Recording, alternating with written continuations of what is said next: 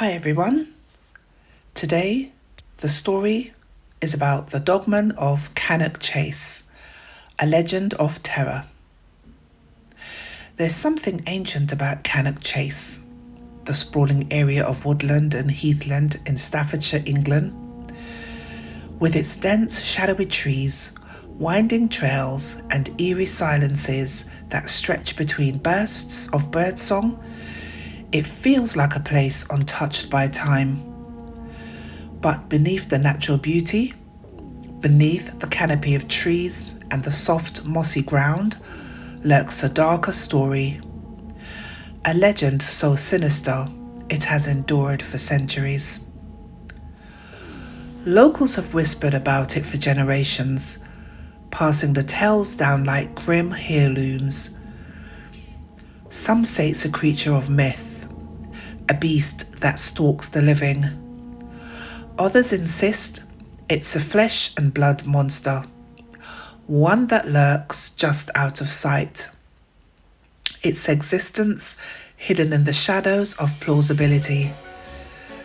But to those who've encountered it, the truth is undeniable. This is the story of the Dogman of Cannock Chase, a creature with the body of a man and the head of a wolf, its presence tied to murder, bloodshed, and a centuries-old curse. And while some dismiss it as folktale, the events you're about to hear might just make you reconsider. A history written in blood. Cannock Chase has always had an uneasy history. Long before it was a haven for hikers and nature enthusiasts, it was a battleground. In the early medieval period, this land bore witness to bloody skirmishes between warring tribes. The Saxons fought the Picts here, their swords carving into flesh, their shields splintering against the force of a battle. Bones littered the earth, and the soil itself seemed to drink deeply of the violence. But even after the wars ended, the land retained its dark reputation. By the 16th century, Cannock Chase was a place of folklore and fear. Travellers whispered of strange lights flickering in the woods, and villagers spoke of howling that carried on the wind at night, an unearthly sound that was neither wolf nor man, but something in between. And then there were the disappearances. One of the earliest recorded incidents took place in 1595, when a group of 4 farmers entered Cannock Chase to gather firewood. Only one returned, stumbling back into the village at dawn, his clothes torn and his face ashen with terror. When asked what happened, all he could say was, "It had the head of a beast, it wasn't a man, it wasn't human." The bodies of the other 3 were never found, though the villagers swore they could hear screams in the woods for days afterward. From then on, Cannock Chase became a place to be avoided after dark, but the stories didn't stop. They only grew darker. The Victorian murders. By the 1800s, Cannock Chase was infamous not just for its ghostly legends, but for the strange murders that seemed to occur on its outskirts. One of the most chilling cases involved a young couple, Robert and Eleanor Miller, who were attacked while travelling through the woods in 1879. Their bodies were discovered days later by a search party. Eleanor's throat had been torn open, the flesh shredded as though by claws.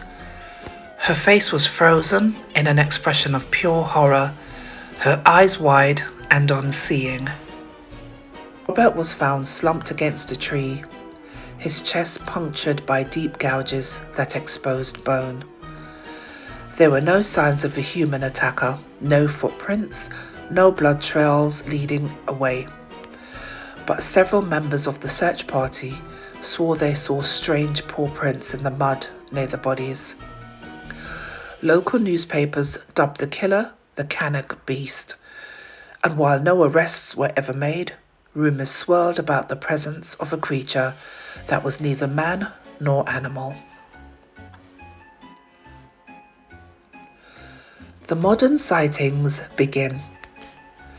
Fast forward to the 20th century, and the legend of the Dogman gained a new resurgence. Reports of the creature began to surface again in the 1940s, just as soldiers stationed near Cannock Chase during World War II reported seeing a wolf-headed man stalking the edge of their camps.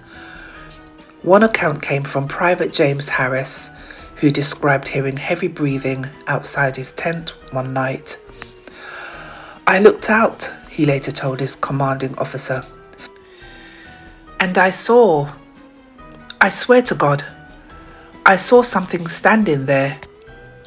It was tall, taller than any man I've ever seen, and it had the head of a dog. Its eyes, they glowed, sir, like coals in a fire." Harris's report was dismissed as exhaustion or fear-induced imagination, but other soldiers soon came forward with similar sightings. A chilling encounter, 2007. The most infamous modern sighting occurred in 2007 when a young woman named Sarah Buckley claimed to have come face to face with a dogman. Sarah, an avid jogger, had been running a familiar trail through Cannock Chase early one evening when she noticed the woods growing unnaturally quiet. "I could hear my own breathing," she later recounted. "Even the birds had gone silent. It was like the whole forest was holding its breath."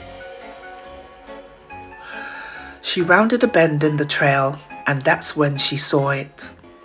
Standing just 20 feet away was a hulking figure, partially obscured by the shadows of the trees. At first she thought it was a man, a tall, broad-shouldered figure clad in ragged clothing. But as her eyes adjusted to the gloom, she realized with a jolt of terror that this was no man. The creature's head was distinctly canine, with pointed ears that twitched in her direction. Its snout was long, filled with glistening yellow teeth, and its eyes were an unnatural glowing amber. "It was looking right at me," Sarah said, "like it was deciding what to do, and then it opened its mouth." The creature let out a low guttural growl that reverberated through Sarah's chest. She froze, paralyzed by fear, but before it could make its move, a sound as a branch snapping came from deeper in the woods. The creature turned its head sharply, then dropped to all fours and disappeared into the trees with shocking speed. Sarah ran the rest of the way back to her car, her heart hammering in her chest, and she never returned to Cannock Chase again. A creature of myth or reality. So what is the Dogman? Skeptics claim it's nothing more than a folktale, a story amplified by fear and imagination. But others believe it's something far more sinister. Some theorists suggest it could be a remnant of an ancient species, a prehistoric predator that has somehow survived into modern times. Others point to more supernatural explanations, tying the Dogman to werewolf lore and occult rituals allegedly performed in Cannock Chase during the 17th century. There's even a darker theory, that the Dogman isn't a creature at all, but the cursed spirit of a man who was executed in the area centuries ago, his vengeful soul taking the form of a beast to haunt the living. Whatever the truth, the legend endures. A warning to the curious.